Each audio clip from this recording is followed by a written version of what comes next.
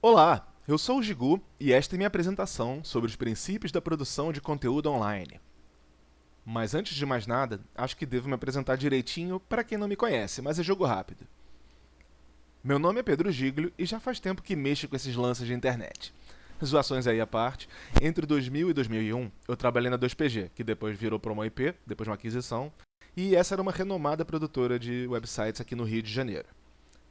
Entre os clientes de peso estavam as sucursais brasileiras da Columbia Pictures e Disney, só para citar alguns projetos nos quais estive envolvido. Para transformar o incrível visual que os designers gráficos de lá faziam em realidade, eu e uma equipe ninja caímos dentro da programação para a web. Em meu tempo livre, para não ficar enferrujado e aprender novos macetes, decidi lançar o meu primeiro blog, o Aurora Surreal. Esse aí eu fazia na marra, direto no bloco de notas, muito antes de soluções como o Blogger ou provavelmente WordPress e Grey Matter. Desde então eu não parei de escrever, trocando o Aurora Surreal pelo Queda Livre e depois desse pro Working Class Anti-Hero, que atualmente é meu blog pessoal, que anda meio paradinho, mas isso não vem ao caso. Assim, nesse meio tempo também colaborei em blogs coletivos, como o Carioquíssimo, falando sobre a cidade do Rio, e o Homem.org, esse aí sob pseudônimo, sobre o ponto de vista masculino, com um pouco de exagero, mas era divertido. De qualquer forma, muita coisa mudou de lá pra cá, e desde 2005 trabalho como repórter especializado em tecnologia, principalmente videogames. Escrevi para o Final Boss, para a revista digital e o jornal O Globo, e para o Arena Turbo do IG. Em algum lugar no meio do caminho, mais precisamente em janeiro de 2010, lancei o gigu.com.br, que serve de portfólio virtual dos meus trabalhos nessa área, postando links para as minhas colaborações por aí. Além de poder escrever tudo o que não cabia nos outros sites e meio que agregar tudo que eu já tinha feito até então.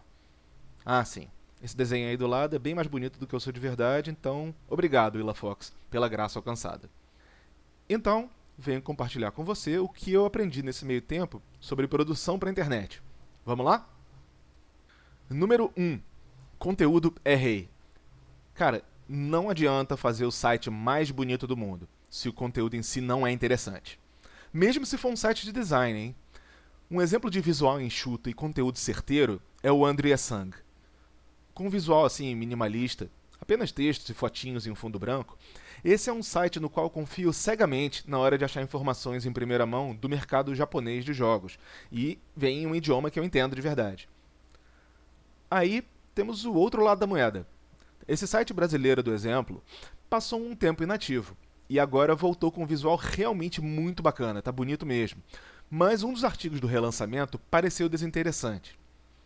Quem o escreveu fez uma associação da crise econômica europeia com o apreço da geração que cresceu jogando videogame. E, bem, isso não foi bem visto, não só por mim, como pelos leitores, que na área de comentários declararam que acharam uma forçação de barra para ligar os dois assuntos. Aquilo, isso é representativo do site como um todo? Não necessariamente, mas é bom evitar dar margem para isso. Vamos ao próximo ponto? Número 2. Ouça o chamado. Admire seus ídolos, inspire-se, jamais seja uma cópia Xerox. Na minha terra infância, lembro de um quadro de televisão do SBT no qual uns sujeitos metiam uma calça camuflada, botinas e uma faixa vermelha na cabeça. Pois é, o Rambo brasileiro. Cara, não tem muito o que florear por aqui. Em se tratando de estilo, a última coisa que você quer para você é ser considerado o fulano de tal brasileiro ou o equivalente do programa de sucesso XYZ dos videogames e assim por diante. Faça mais do que isso. Ache seu estilo, escreva, escreva e escreva mais um pouco. Seja você mesmo, com perdão do chavão. Número 3. A internet nunca esquece. Pelo visto, Sheldon e o elefante também não. Todo cuidado é pouco na hora de checar seus fatos. Além de pegar mal, um erro factual pode desviar a atenção de um bom argumento. Se liga no exemplo que eu te separei. Um grande site de videogames, com editorias em diferentes regiões do mundo, publicou análises do Football Manager 2009 da SEGA, que, como o nome sugere, é um jogo de gerenciamento de times de futebol. A editoria americana do site praticamente massacrou o jogo. Segundo o autor, em se tratando de dinâmica de jogo tradicional, realmente não há. Tirando o gerenciamento de sua listagem e guiar seu time, não há nada para ser feito. Nota 2 de 10. Isto é, Ele reclamou do jogo ser o que é, do seu principal objetivo.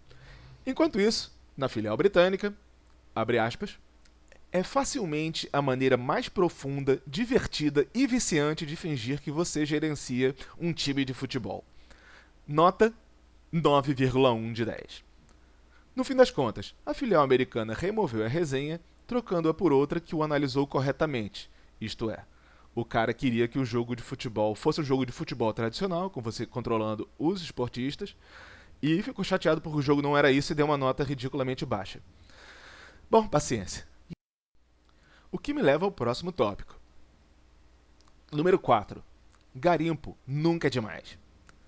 Se você pretende falar sobre algo que não domina, pesquise a fundo. Você pode se surpreender. É aquilo. Aprender nunca é demais. E compartilhar o seu aprendizado é bacana. Vamos a um exemplo? Na verdade, esse exemplo tem um pouco a ver com uma parada que eu já abordei aqui, mas vamos lá. Quando a Capcom revelou o trailer do jogo Resident Evil 5, esse blog americano dedicado à comunidade negra e os direitos iguais postou uma mensagem preocupante sobre racismo, concluindo seu ponto de vista com a frase: treine-os enquanto são jovens, temendo, odiando e destruindo os negros. O que um pouco de pesquisa não faria, né? A Wikipedia e tantos outros sites estão aí para isso. Para começar, vamos corrigir que não são supostamente zumbis. São zumbis mesmo. Os inimigos são monstruosos, tanto quanto os das edições anteriores, cada uma representando a população local, fosse na América do Norte ou na Europa. E como se isso não fosse suficiente, esse também é o primeiro jogo da série a contar com um modo cooperativo entre 2 jogadores, o que por si só não seria interessante o suficiente para o tema do site que reclamou. Mas é aquilo, do lado do tal herói branco que veio destruir os negros no jogo, a segunda personagem é uma heroína negra, a mulher local. É a primeira da série em um papel de importância e de peso igual ao outro personagem. Para você ver. Depois de encarar literalmente centenas de comentários furiosos, isso ainda fica na memória de quem lembra.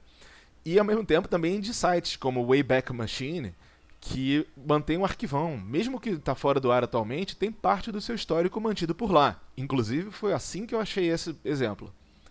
E esse drama teria sido evitado se a seguinte dica fosse considerada. Número 5. Nunca corte o fio vermelho. O networking é tão importante quanto a troca de cultura. A coisa fica melhor ainda se esses contatos são especializados em áreas nas quais você não é, pois todos ganham. E é aquilo, em algum momento você pode ser o especialista que vai ajudar alguém. Se você não saca do assunto, admita. Não há vergonha nenhuma em desconhecer algo, e nada melhor do que saber direito de quem saca do traçado, para aprender e compartilhar. E por alguma razão eu lembrei do clássico Adventure, Maniac Mansion, um jogo no qual você tinha que escolher mais 2 personagens para acompanhar o protagonista. Cada qual tinha suas habilidades próprias, e a variedade proporcionada pelas diferenças entre eles facilitava sua vida e dava uma graça a mais ao jogo. Número 6. Essa é minha verdade. Me mostre a sua. Desculpe, Manic Street Preachers. Se você assistiu Rashomon ou Que Mulher é Essa, entre tantos outros, você sabe do que eu estou falando. Ambas as tramas envolvem a percepção de uma mesma história pelo ponto de vista de personagens diferentes. Se você pretende comentar algo, lembre-se, não é uma competição. Sempre vai ter quem poste algo sobre o tema que você quer falar antes de você. Aí é aquilo, se você vai demorar mais um pouquinho, faça a espera valer a pena, porque o seu ponto de vista sobre o assunto vai ser tão importante quanto você abordá-lo. Ainda assim é aquilo, se manter antenado e adiantar algo bacana nunca é demais. Se você notou uma tendência ou sabe de algum anúncio sobre sua área que está por vir, e você pode preparar algo de antemão, tranquilo, comece a fazer isso e depois adequa o conteúdo novo ao que você já escreveu. Claro, além disso, ainda há um elemento surpresa por parte dos leitores. No meu caso, eu imagino que os fãs de videogame queiram ler muito sobre os próximos lançamentos bombásticos, certo? Claro que querem. Em compensação, nem sempre é o que acontece. Sem exagero.